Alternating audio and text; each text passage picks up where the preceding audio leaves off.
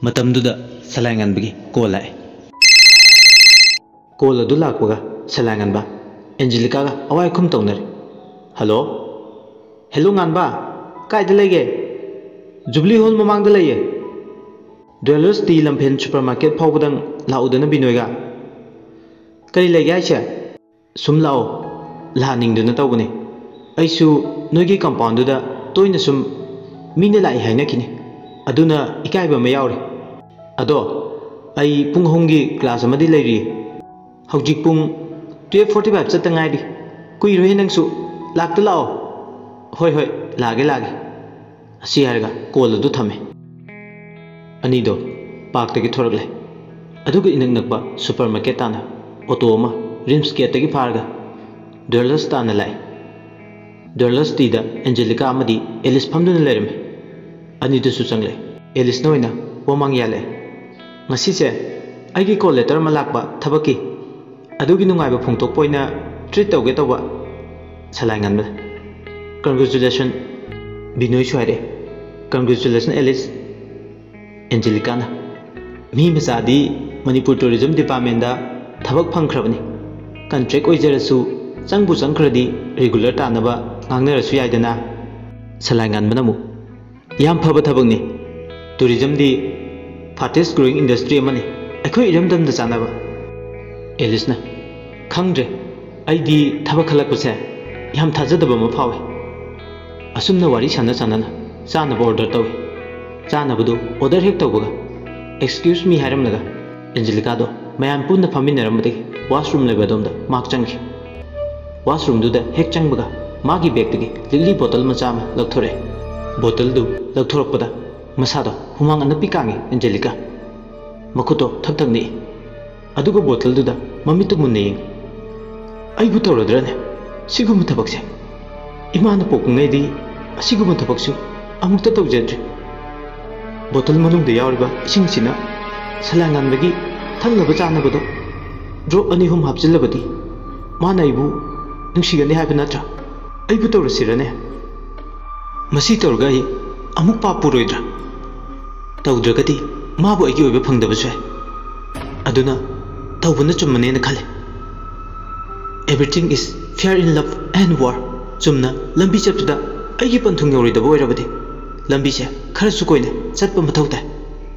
aigi apamba ningba thungnaba ai mikiti oiba khak yar ai Angelica ne adubu luribadi matau karamna salai nganmana chakadabaduda magi leiwa tinwa yawba isingsi yalukane ngarang ni ma Alice ka loinana kangla tumbida leiba ahiba maiba magbanakta chattuna watanaru sen changna matam changna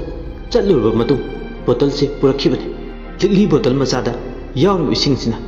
salai nganbagi lutungda changkhiba thoklo handak mapoksigi salai nganba magi oiba phanglani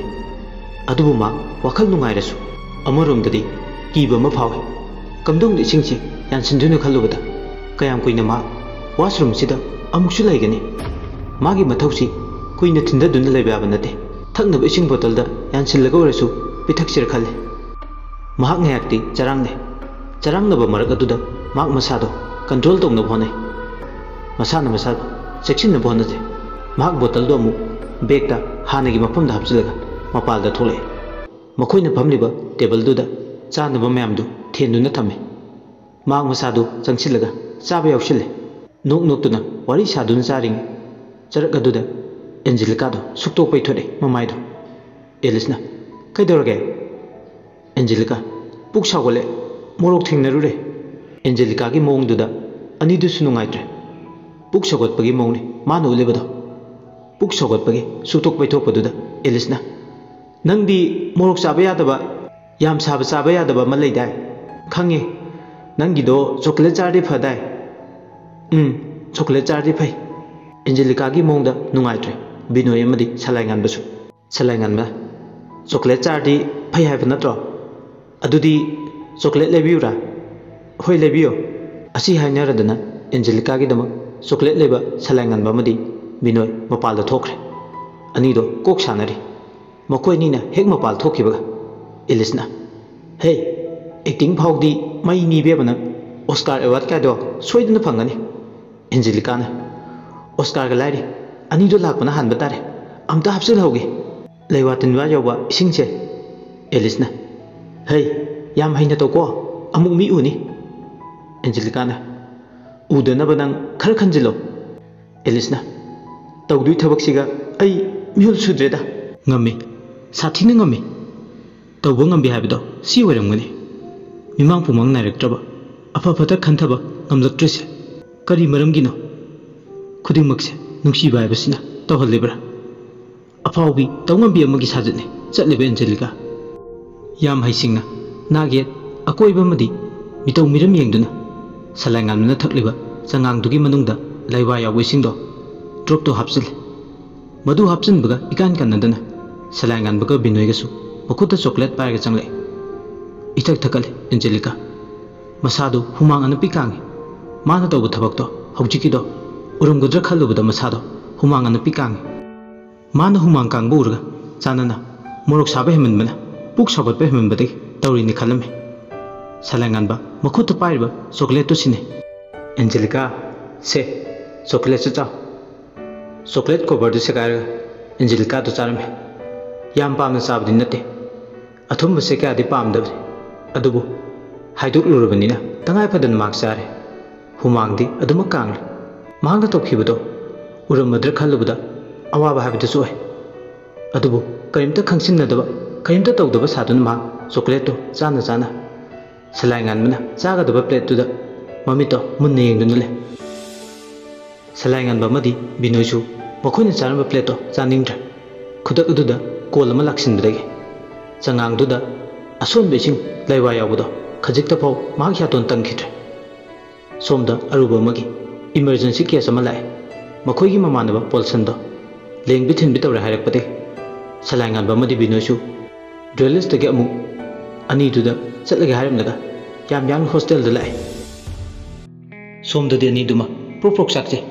matam changkai laitin khoramduna laiwa tunwa thiduna थबक सिदा my पाकनबो होनजबने पुमनमा अरिम तारे Angelica Alice अनीदो मपाल लेबलकमु अवाय खुम तौनरे वारे केसु acting सु तौबा अदुगा सिदा सु पांदबा यातोन खजिकता फाव तंगदना चटख्रे होने ममि थकमलनीदो phone दुना तान कायना लाक्सिनबदुना तौरि निबेमा अइने खल्लु खल्लुरुगा इयाम कायदा पुक सागत पे एक्टिंग तौरदना वाना होनजरगा कायदनो खजिकता खेलका चटखिबदो फरे Angelica याम खंजिलुरनो मतुंगदा चांस अमा मु येंगसे नुमिथाबु हुइने चाब्रा अदो चाकती चाइ हे मागिदमो होनजरगा मपाल साना लोइने केनख्रे असुमदनिदो नुंगाइते मयिम लोमदा हनख्रे सोमदनमु पोलसलदो हॉस्पिटल पुकनबा थरांग तौरे हॉस्टेल दगी वाद योख्रे कुप्थन येंगुबो मतमददी मागी गोल ब्लेडर नुंग लेबगी लेंगबु थिनबो ओरमने इंजेक्शन कापतुना लेंगबु थिनबदुदी खर फरे खुदक अदुदा याम इमरजेंसी दा हॉस्पिटल दुदा ऑपरेशन तौबगी सेम साबा लोरिदुना नुमिदांगनुदा ऑपरेशन तौरे दाइकोनी कापतुना मागी लेंगबु थिनबदो फौ हाइबा याद्रबदा ऑपरेशन होइन तौखिबने ऑपरेशन दु लोरकपदा पुंग 10 तारे ऑपरेशन थिएटर दुदगी पोलसल दु इंथोरकपदा केरला दगी मागी कनासु लाक्ट्रसु ममानबा निदुना फैगाक फैना होनरे मागी कना लेते हाइदुना मखोयनी चंगदुना कुपसेन छिनदुना कन्ना होनरे हॉस्टेल अथॉरिटी दगी अयाबा लौरगा अनिदो वार्ड ओइना पोलसल दो लेकनबा थौरांग तवे चाकती हॉस्टेल की बेस दगी लौबो नुंगाइत्रदुना सलाइगनबा इमोइना होटल दगी चाक लैबि लाइ बोनीना पोलसल बु संगुन लेहवे सलाइगनबा चाक लैरुगा हलगले नुमिदांगदु बोनीगा मोय अनि चाबा लोइबा मतु पोलसल दो संगबगी दमक बिनोइना मनुंगदा अदुगु मपालदना सलाइगनबा ओइनले सोमदना ICU दा अदुमक थादोगी मपादो अरुबा फिबम दगिबुदी खर फगले हाइबाबु हामुनि लैरिदो करिसु अहेनबा फबदी ओइदि मखातान ऑब्जर्वेशन गी दमक महाक ICU दा थमले राधिका थादोय अमदी थादोगी मनी लैमसु ngasidi makoi ani khakta thadokpda nungaitraduna mapalda sangle salainganba Thadoi मागी मफमदा अहिंगदो मपालद लोइना लेनबा ngaktani ningthamtha changba horpadagi thingbu thengjilaglabadi matamse mangam isan sandabadongna tawi masi ileng hek lengdabago gari gi katadu tapna thengu khongthangni thanglidu phambada da wai haiduni aduna tumtha borole थादोयबदि राधिकादि सोमदन सलाइंगनबसु कॉरिडोर तुमनमे मतमदि पुंग 11 खरे हेलगे सलाइंगनबसे ngasi खर सेंटोक चिन तौबदा मसादो पोप तारे तुमलमदा ngakti mahak wakal da khale madudi government hospital da anaba laying base ithi nungani yeng bidi haidana patient ayamana wakal libase sumladra polsal gi matang da thokli base yeng be icham chamba puk leng ga thin bane haidana food poisoning amadi thau thum yamna yawa kai han ba jinja charu budagi ni haidana daikoni khaktuma kaplaga ngaha ngake leng bu thin ba phanaba tawrisinadi thawoi wai dabagi asubu mamira tari base खलुबद याम चममने तसेंगना ultrasound लौरमद्रगदि gall bladder द gallstone लै हाबसे खंगमगद्रा कदाइदनो लाइथोकपा थवा सादब मतौ अमदि यावरे असिनसु ओरमताय पेशेंट अयाम लुदु लुसिलगबदि प्राइवेट लोइना चनरिबा अमुकसु प्राइवेट हॉस्पिटल द लाइंग बंगमदबसिंगी मराय बंगना कमदौब खलुबद कोकसे ngayakti masu makok mamai khangde asumna wakhanggi paktang ha iroiduna sanaru matung सलाइंगनबा तुम्थगे आइदन ममित अनिदो हेक उसिनगे तबगा ngसाइगी क्लासरूम दा डिस्प्ले तौदुना थंबा सरु पोलांगदो ममित उरे सरु पोलांगदुना मागी ममांगदा मोमो नोकलगा येंगलकबदौना सु तवे सलाइंगनबदी तमना तमना सुम तुम्थब हौरगले माग मसाचे तुमना ताइबंग पाल अमदा पुदुना चटपदौना सु तवे सरु पोलांगदो मीदौना लेंगलेंग चले मेरा सिथरक पथादना लचिन मरुमदा थबल मचदेल नुक्सी हैतब नुक्सिना उपालगी अकंगबु नाबु केलनब थौसिले सरु पोलांगदुना माबु खुलाम तोइना उमंग अमगी मनुंगदा लाओ हाबगी मतांग कौरकले लाक्ते यादे लाओ हाबगी मताने तत्तना कौरकलिबदो सरु पोलांगदु मागी ममिता मपुंग मरै फारबि नुपी अमगी सकलोंदा मसादो उनसाना तमना कुपसिन बौरकले मसादो ई थांगी लुतोंग सिंगलि नावरि फुंजले सरु पोलांगदगी नुपी म ओनखिदुना हौजिक्ति निशा सोर होले हक्चांग द मिहुल चोंगबदोंग तवे मखोंग मखुत लेंग लेंग चले नुपीदुन मंगोंदा मुन्ने यंगले सलाइंगन बे यंगना नुपीदुन हाइरे सितरकपा ngangleinaba machu moment olakpa ken ke tabaki ngaiduna leriba akangbu nasigi maralbu karino punchina matam loire taklibra natragana mathangi ning thama leiri madugi mangla law haiduna pauje lebra akangbu nasina malangna minungsi leitana upal sidagi sena kaina libase nangbu tadra akangbu nasi tengtha khol magi wakai keningna ke libra natragana matam yowding malangbana tuhat libra pangdabu upal sina una mana ke laga tumin yengduna lei magi leiteng oirama una singsina masadagi sena khaina khra karigi mana tumin yengduna lei akangbu nasiga aigi punchigi wari chap mane sayausu amatani poloisu amatani law salaingan ba aigi teng pangro law marul thoktaba akangbu nasigi wakat se aigi wakat mangi khallaga taro law asi hairga salaingan be ina khengna lawna nokle salaingan ba tumin nupi dugi mataududa haifam to phung khangdana tumin yengduna le haujikti nupi duna sugluba umangdugi manungda mabu pusindugi kanna honari khulam toina kauruklabada salaingan ba tumina laiba ngamdraduna nupiduna kauriba maike duda lai asumna lakpaduda nupiduna mabu lampen patki mafam tarung lairambi masaikun chingi napomda pure nungchu pangba maike duna langon ching makui nungon chingina singsa mangarak kanbi iwailam laifam temphom kanba mafamda salaingan ba nupiduna moithem tawduna puduna lakle chingonduda usinasin yerukle mangarakan bihaiba mafam sidani nupi sina salaingan babu puraglise mafam si yorokpada atiyada kwak langjana maning tamna atiyada paiduna sanare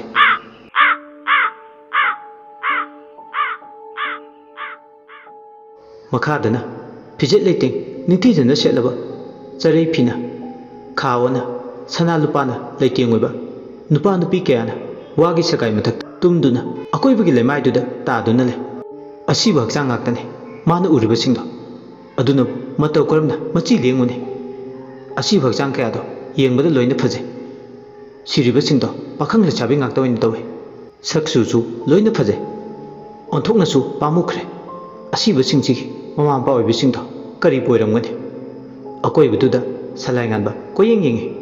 ꯃꯆꯤ ꯑꯃꯗꯅ ꯑꯁꯤꯕ ꯍꯛꯆꯥꯡ ꯈꯔꯗꯤ ꯄꯠꯊ ꯄꯨꯝꯊꯕ ꯀ꯭ꯋꯥꯛ ꯂꯪꯖꯥꯅ set ꯁꯦꯠꯇꯨꯅ ꯆꯥꯕ ꯈꯔ ꯑꯃꯅ ꯁꯔꯨ ꯄꯣꯂꯥꯡ ꯉꯥꯛꯇ ꯑꯣꯏꯗꯨꯅ ꯐꯤꯖꯦꯠ ꯂꯩꯇꯦꯡ ꯁꯅꯥ ꯂꯨꯄꯥꯅ ꯃꯆꯤ ꯂꯦꯡꯗꯅ ꯑꯗꯨꯃꯛ ꯂꯩꯕꯁꯨ ꯌꯥꯎꯔꯤ ꯌꯦꯡꯍꯩꯗꯕ ꯐꯤꯕꯝ ꯆꯥꯗꯕ ꯑꯁꯤꯕ ꯍꯛꯆꯥꯡ ꯀꯌꯥ ꯑꯃꯁꯨ ꯄꯥꯛꯇꯛꯅꯅ ꯆꯤꯡꯈꯣꯡ ꯆꯤꯡꯌꯥ ꯑꯃꯗꯤ ꯆꯤꯡꯁꯥꯡ ꯅꯥꯄꯣꯝꯗꯨꯗ ꯁꯥꯡꯅ ꯇꯥꯗꯨꯅ ꯁꯟꯗꯣꯛꯂꯒ ꯂꯩꯔꯤ ꯄꯠꯊ ꯄꯨꯝꯊꯕ ꯍꯛꯆꯥꯡ ꯀꯌꯥꯗꯨꯗ ꯂꯪꯖꯥ ꯀ꯭ꯋꯥꯛꯇꯤ ꯃꯈꯣꯏꯒꯤ ꯃꯆꯤꯟꯖꯥꯛ ꯃꯊꯥ ꯑꯣꯏꯗꯨꯅ ꯄꯦꯟꯅ ꯍꯥꯎꯅ ꯁꯦꯠ ꯁꯦꯠꯇꯨꯅ ꯆꯥꯔꯤ ꯃꯗꯨ ꯆꯤꯡꯗꯨꯕꯗ ꯁꯂꯥꯏ ꯉꯥꯟꯕ ꯃꯁꯥꯗꯣ ꯊꯨꯛ ꯊꯨꯛ ꯂꯥꯎꯏ ꯍꯩꯅꯗꯕ ꯑꯃ ꯐꯥꯎꯏ ꯃꯕꯨꯛ ꯃꯈꯗꯥꯡ ꯑꯣꯟꯗꯨꯅ ꯃꯁꯥꯗꯣ ꯍꯟꯗꯣꯛꯅꯤꯡꯕ ꯑꯃꯗꯤ ꯐꯥꯎꯏ ꯁꯂꯥꯏ ꯉꯥꯟꯕ ꯃꯆꯤꯟ ꯃꯦꯟꯗꯨꯅ ꯈꯥꯡꯉꯤ ꯍꯧꯖꯤꯛꯇꯤ ꯃꯥꯕꯨ ꯃꯣꯏꯊꯦꯝ ꯇꯧꯗꯨꯅ ꯄꯨꯔꯛꯂꯤꯕ ꯅꯨꯄꯤꯗꯨ ꯌꯦꯡꯅ ꯀꯗꯥꯏꯗꯅꯣ ꯅꯪꯅ ꯑꯩꯕꯨ ꯄꯨꯔꯛꯂꯤꯕꯁꯦ ꯑꯗꯨꯒ ꯑꯩꯕꯨ ꯃꯐꯝꯁꯤ ꯇꯥꯅ ꯂꯝꯖꯤꯡꯂꯤꯕꯤ ꯅꯍꯥꯛꯅ ꯀꯅꯥ ꯑꯩꯔꯣ ꯍꯥꯏꯁꯦ ꯀꯣꯟꯅ ꯇꯥꯛꯀꯦ ꯁꯤꯃꯗꯤ ꯈꯪꯖꯤꯜꯂꯨ ꯅꯪꯅ ꯂꯩꯔꯤꯕ ꯃꯐꯝꯁꯦ ꯃꯉꯥꯔꯛ ꯀꯥꯟꯕꯤ ꯀꯧꯏ ꯅꯃꯥꯡꯗ ꯎꯔꯤꯁꯤꯅ ꯁꯤꯡꯉꯝꯗꯅ ꯁꯤꯔꯕ ꯃꯁꯥꯅ ꯃꯁꯥ ꯃꯊꯟꯇ ꯃꯅꯨꯡ ꯃꯇꯝ ꯆꯥꯗꯅ ꯅꯤꯡꯕ ꯊꯨꯡꯗꯕꯒꯤ ꯄꯦꯟꯗꯕꯒꯤ ꯊꯧꯔꯤ ꯌꯥꯟꯗꯨꯅ ꯁꯤꯔꯕ ꯅꯨꯄꯥ ꯅꯨꯄꯤ ꯉꯥꯛꯇꯅꯤ ꯃꯈꯣꯏꯗꯤ ꯂꯩꯔꯣꯟ ꯆꯟꯗꯦ ꯃꯐꯝꯁꯤꯅ ꯃꯈꯣꯏꯒꯤ ꯑꯇꯥꯞꯐꯝ ꯃꯣꯡꯐꯝꯅꯤ ꯃꯈꯣꯏꯗꯤ ꯀ꯭ꯋꯥꯛ ꯂꯪꯖꯥꯒꯤ ꯃꯆꯤꯟꯖꯥꯛ ꯑꯣꯏꯔꯁꯨ ꯍꯥꯏꯗꯅ ꯑꯍꯤꯡꯕ ꯅꯈꯣꯏꯅ ꯏꯟꯊꯣꯛꯄꯤꯔꯕ ꯆꯟꯅꯐꯝ ꯈꯪꯗ꯭ꯔꯕ ꯑꯁꯤꯕ ꯍꯛꯆꯥꯡꯅꯤ ꯅꯨꯄꯤꯗꯨꯒꯤ ꯋꯥꯗꯨ ꯇꯥꯕꯗ ꯁꯂꯥꯏ ꯉꯥꯟꯕ ꯃꯁꯥꯗꯣ ꯇꯨ ꯈ꯭ꯌꯥꯎ ꯈ꯭ꯌꯥꯎ ꯆꯨꯡꯉꯤ ꯃꯐꯝꯁꯤꯒ ꯑꯩꯒ ꯀꯔꯤ ꯃꯔꯤ ꯂꯩꯅꯗꯨꯅ ꯅꯪꯅ ꯑꯩꯕꯨ ꯃꯐꯝꯁꯤ ꯇꯥꯅ ꯄꯨꯔꯛꯂꯤꯕ ꯂꯩ ꯌꯥꯝ ꯆꯥꯎꯅ ꯃꯔꯝ ꯑꯃ ꯂꯩ ꯃꯔꯝꯗꯣ ꯂꯩꯕꯅ ꯑꯩꯅ ꯅꯪꯕु ꯃꯐꯝꯁꯤ ꯇꯥꯅ ꯄꯨꯔꯛꯂꯤꯕꯅꯤ ꯑꯁꯤ ꯑꯆꯪ ꯑꯅꯤꯕꯨ ꯅꯪꯒꯤ ꯈꯨꯠꯇ ꯂꯩꯗꯥꯏ ꯅꯈꯣꯏꯗꯤ ꯃꯤꯕꯨ ꯂꯥꯌꯦꯡꯕ ꯀꯟꯕ ꯉꯝꯕꯗꯥꯏ ꯑꯗꯨꯅ ꯅꯪꯉꯣꯟꯗ ꯎꯠꯂꯤꯕꯅꯤ ꯑꯁꯤꯕ ꯍꯥꯏꯕꯁꯤ ꯇꯣꯉꯥꯟ ꯇꯣꯉꯥꯟꯕ ꯋꯥꯍꯟꯊꯣꯛ ꯀꯌꯥ ꯋꯥꯍꯟꯊꯣꯛꯁꯤꯡꯁꯦ ꯈꯪꯖꯤꯜꯂꯕ ꯃꯇꯨꯡ ꯇꯨꯡꯒꯤ ꯂꯝꯕꯤꯗ ꯑꯁꯤꯕꯒꯤ ꯋꯥꯌꯦꯜ ꯄꯤꯔꯛꯀꯗ꯭ꯔꯥ ꯈꯟꯕꯒꯤ ꯅꯪꯕꯨ ꯃꯐꯝꯁꯤ ꯇꯥꯅ ꯄꯨꯔꯛꯂꯤꯕꯅꯤ ꯁꯂꯥꯏ ꯉꯥꯟꯕ ꯅꯨꯄꯤꯗꯨꯒꯤ ꯋꯥꯍꯩꯁꯤꯡꯗꯣ ꯇꯥꯔꯒ ꯃꯗꯣꯝ ꯉꯛꯆꯥꯅꯩ ꯅꯨꯄꯤꯁꯤꯅ ꯉꯥꯡꯂꯤꯕꯁꯤꯡꯒꯤ ꯃꯥꯒꯤ ꯄꯨꯟꯁꯤꯒ ꯃꯔꯤ ꯃꯈꯣꯡ ꯁꯝꯅꯗꯕ ꯋꯥ ꯉꯥꯛꯇꯅꯤ ꯀꯔꯤꯒꯤꯅꯣ ꯃꯥꯅ ꯑꯁꯨꯛ ꯌꯥꯝ ꯃꯉꯣꯟꯗ ꯄꯥꯎꯇꯥꯛ ꯄꯤꯔꯤꯕ ꯈꯜꯂꯤ ꯃꯐꯝ ꯑꯁꯤ ꯅꯥꯇꯩ ꯆꯥꯗꯕ ꯑꯀꯤꯕꯒꯤ ꯃꯁꯛꯅ ꯄꯤꯛ ꯊꯜꯂꯕ ꯃꯐꯝ ꯑꯃꯅꯤ ꯑꯗꯨꯅ ꯃꯐꯝꯁꯤꯗ ꯀꯨꯏꯅ ꯄꯟꯊꯗꯨꯅ ꯂꯩꯅꯤꯡꯂꯝꯗꯦ ꯅꯨꯄꯤꯗꯨꯅ ꯑꯁꯨꯝꯅ ꯉꯥꯡꯗꯨꯅ ꯂꯩꯔꯕꯗꯤ ꯌꯥꯔꯣꯏ ꯈꯟ ꯃꯐꯝ ꯑꯗꯨ ꯊꯥꯗꯣꯛꯂꯝꯂꯒ ꯃꯥꯅ ꯍꯥꯟꯅ ꯂꯦꯞꯇꯨꯅ ꯂꯩꯔꯝꯕ ꯃꯐꯝ ꯑꯗꯨ ꯌꯧꯅꯕ ꯆꯠꯂꯒꯦ ꯈꯟꯗꯨꯅ ꯅꯨꯄꯤꯗꯨꯗ ꯍꯣꯏ ꯃꯥꯏ ꯍꯥꯏꯗꯅ ꯃꯃꯥꯏꯗꯨ ꯂꯩꯊꯣꯔꯛꯏ ꯑꯗꯨꯝꯅ ꯍꯦꯛ ꯂꯩꯊꯣꯔꯛꯄꯗ ꯇꯨꯡꯂꯣꯝꯗ ꯅꯨꯄꯤ ꯃꯆꯥ ꯑꯃ ꯂꯦꯞꯇꯨꯅ ꯂꯩꯔꯝꯃꯤ ꯅꯨꯄꯤ ꯃꯆꯥꯗꯨꯅ ꯋꯥꯍꯩ ꯑꯃ ꯐꯥꯎ ꯍꯥꯏꯗꯅ ꯁꯂꯥꯏ ꯉꯥꯟꯕꯒꯤ ꯃꯈꯧꯔꯤ ꯆꯔꯝꯗꯣ ꯇꯥꯞ ꯂꯥꯎꯅ ꯃꯦꯠꯂꯤ ꯅꯨꯄꯤ ꯃꯆꯥꯗꯨꯅ ꯃꯤꯅꯨꯡꯁꯤ ꯂꯩꯇꯅ ꯍꯧꯖꯤꯛꯇꯤ ꯃꯈꯧꯔꯤ ꯆꯔꯝꯗꯣ ꯃꯦꯠꯂꯒ ꯍꯥꯠꯂꯒꯦ ꯍꯥꯏꯗꯨꯅ ꯇꯧꯔꯛꯄꯒ ꯆꯞ ꯃꯥꯟꯅꯩ ꯁꯂꯥꯏ ꯉꯥꯟꯕ ꯃꯈꯣꯡ ꯑꯗꯣ ꯐꯤꯗꯤꯡ ꯐꯤꯗꯤꯡ ꯀꯥꯎꯋꯦ ꯃꯁꯥꯗꯨ ꯇꯞꯅ ꯇꯞꯅ ꯂꯩꯃꯥꯏꯗꯨꯗꯒꯤ ꯋꯥꯡꯈꯠꯂꯦ ꯅꯨꯄꯤꯗꯨꯅ ꯑꯃꯨꯛ ꯅꯣꯛꯏ ꯃꯃꯥ ꯃꯆꯥ ꯑꯅꯤꯗꯣ ꯁꯂꯥꯏ ꯉꯥꯟꯕꯒꯤ ꯌꯥꯏꯕꯤ ꯊꯋꯥꯏꯗꯨ ꯂꯧꯔꯒ ꯄꯦꯜꯂꯒꯗꯕꯣꯏ ꯅꯤꯡꯉꯤ ꯑꯄꯦꯟꯕ ꯐꯥꯎꯏ ꯁꯂꯥꯏ ꯉꯥꯟꯕꯅ ꯃꯈꯧꯔꯤ ꯆꯔꯝꯗꯣ ꯂꯥꯛꯁꯤꯟꯗꯨꯅ ꯋꯥꯅ ꯈꯥꯡꯕꯗ ꯎꯔꯒ ꯅꯨꯄꯤꯗꯨꯅ ꯃꯤꯠꯀꯨꯞ ꯑꯃꯠꯇ ꯉꯥꯏꯔꯦ ꯅꯪꯒꯤ ꯍꯛꯆꯥꯡꯅ ꯎ ꯊꯋꯥꯏꯅ ꯎꯅꯥ ꯎꯄꯥꯜꯗꯒꯤ ꯎꯅꯥ ꯁꯦꯠꯅꯒꯗꯧꯔꯦ ꯀꯨꯏꯔꯔꯣꯏ ꯃꯃꯜ ꯌꯥꯎꯗ꯭ꯔꯕ ꯑꯆꯠ ꯑꯋꯣꯡꯅ ꯈꯣꯡꯒꯣꯏꯅꯔꯕ ꯑꯀꯪꯕ ꯎꯅꯥ ꯑꯣꯟꯒꯗꯕ ꯃꯤꯀꯨꯞ ꯑꯃꯠꯇ ꯉꯥꯏꯔꯦ ꯅꯪꯁꯨ ꯑꯁꯤꯕ ꯃꯔꯛꯇ ꯇꯤꯜꯂꯒꯗꯕꯅꯤ ꯑꯩꯈꯣꯏꯒ ꯅꯪꯒ ꯈꯦꯠꯅꯕ ꯀꯩꯁꯨ ꯂꯩꯔꯔꯣꯏ ꯅꯪꯗꯤ ꯎꯅꯥꯅꯤ ꯎꯅꯥ ꯅꯤꯡꯊꯝ ꯆꯌꯧꯗ ꯀꯦꯟꯕ ꯃꯆꯨ ꯃꯃꯦꯠ ꯑꯣꯜꯂꯕ ꯑꯀꯪꯕ ꯎꯅꯥꯅꯤ ꯅꯪꯗꯤ ꯑꯁꯤ ꯍꯥꯏꯔꯒ ꯅꯨꯄꯤꯗꯨ ꯅꯣꯛꯏ ꯁꯣꯝꯗꯅ ꯁꯂꯥꯏ ꯉꯥꯟꯕꯗꯣ ꯀꯟꯅ ꯃꯪꯂꯥꯛꯅꯔꯤ ꯉꯁꯥꯏꯗꯒꯤ ꯃꯥꯅ ꯇꯨꯝꯊꯕꯒ ꯇꯧꯔꯤꯕ ꯎꯔꯤꯕꯁꯤꯡꯁꯦ ꯃꯪꯅꯤ ꯃꯪꯁꯤꯗ ꯅꯨꯄꯤ ꯃꯆꯥꯁꯤꯅ ꯃꯈꯧꯔꯤ ꯃꯦꯠꯂꯒ ꯃꯥꯒꯤ ꯃꯁꯥꯗ ꯇꯥꯏꯕꯪꯗ ꯃꯪꯂꯥꯛꯅꯔꯤ ꯃꯍꯥꯛ ꯃꯁꯥꯗꯣ ꯃꯪꯂꯥꯛꯅꯔꯤ ꯈꯪꯉꯤ ꯂꯥꯎꯁꯤ ꯂꯥꯎꯉꯝꯗ ꯌꯥꯝ ꯋꯥꯅ ꯈꯥꯡꯉꯤ ꯀꯅꯥꯅꯣꯝꯇꯅ ꯃꯥꯕꯨ ꯍꯧꯗꯣꯛꯄꯤꯔꯛꯂꯗꯤ ꯐꯅꯤꯗ ꯍꯥꯏꯗꯅ ꯃꯁꯥ ꯃꯊꯟꯇ ꯈꯜꯂꯤ ꯂꯥꯎꯒꯦ ꯍꯥꯏꯅ ꯋꯥꯍꯩ ꯑꯃꯇ ꯑꯣꯏꯔꯁꯨ ꯀꯥꯡꯊꯣꯛꯄ ꯉꯝꯂꯕꯗꯤ ꯍꯥꯏꯗꯅ ꯍꯣꯠꯅꯕꯁꯨ ꯈꯣꯟꯖꯦꯜ ꯄꯨꯝꯕ ꯐꯥꯖꯤꯟꯈ꯭ꯔꯦ ꯃꯥꯒꯤ ꯂꯥꯏꯌꯤꯡ ꯐꯥꯏꯈ꯭ꯔꯦ ꯃꯁꯥꯗꯣ ꯃꯨꯛꯀꯦ ꯍꯥꯏꯕꯁꯨ ꯉꯝꯂꯝꯗꯦ ꯑꯣꯟꯅ ꯊꯣꯏꯅ ꯃꯥ ꯈꯥꯡꯂꯦ ꯐꯅ ꯀꯨꯏꯅ ꯑꯁꯨꯝꯅ ꯈꯥꯡꯉꯤ ꯃꯪꯂꯥꯛꯅꯕꯁꯤꯅ ꯃꯔꯝ ꯑꯣꯏ ꯃꯍꯥꯛ ꯉꯁꯤꯒꯤ ꯅꯨꯃꯤꯠꯁꯤꯗ ꯁꯤꯔꯦ ꯍꯥꯏꯗꯨꯅ ꯂꯩ ꯋꯥꯔꯤꯁꯤꯒꯤ 23 ꯁꯨꯕ ꯏꯄꯤꯁꯣꯗ ꯃꯇꯥꯡ ꯑꯁꯤꯗ ꯂꯣꯏꯁꯤꯟꯖꯔꯦ ꯃꯌꯥꯝꯅ ꯋꯥꯔꯤꯁꯤ ꯇꯥꯕꯤꯔꯒ ꯑꯗꯣꯝꯒꯤ ꯃꯣꯠ ꯑꯗꯨ ꯀꯃꯦꯟꯗ ꯊꯝꯕꯤꯔꯝꯃꯨ ꯂꯣꯏꯁꯤꯜꯂꯛꯄꯗ ꯃꯌꯥꯝꯕꯨ ꯏꯀꯣꯛꯅꯣꯅ ꯑꯃꯨꯛ ꯍꯟꯅ ꯈꯨꯔꯨꯝꯖꯔꯤ꯫